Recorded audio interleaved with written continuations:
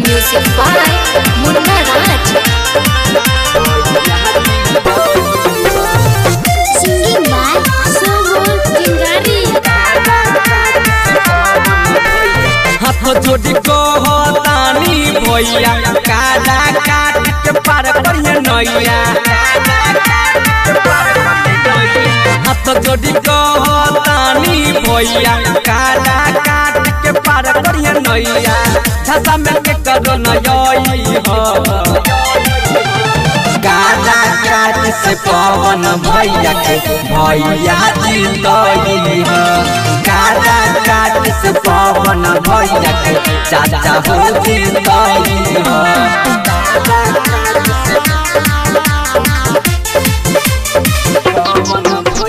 चिंगारी recording studio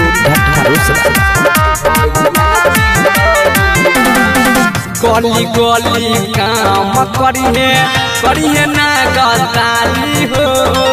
एक बार मौका दे तो चाची मतारी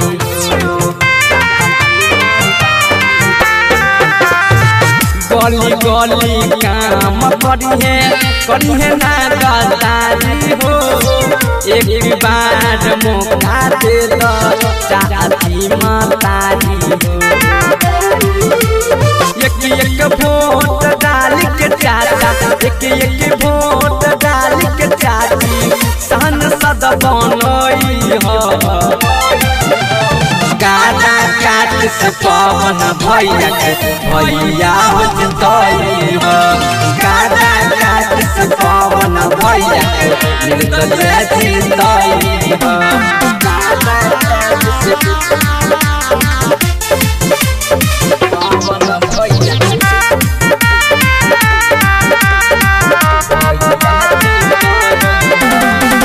लाखों में एक नेता हबे पवन भैया हो।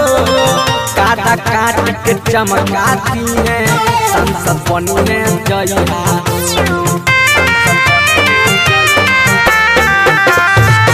लाखों में एक नेता हबे पवन भैया हो। काटा काट के चमकाती है संसद बनने जइया। सुम चिंगारी कहता भैया सुम चिंगारी कहता भैया ना दई है लगई हो। काला काट से पवन भैया के भैया जितई हो।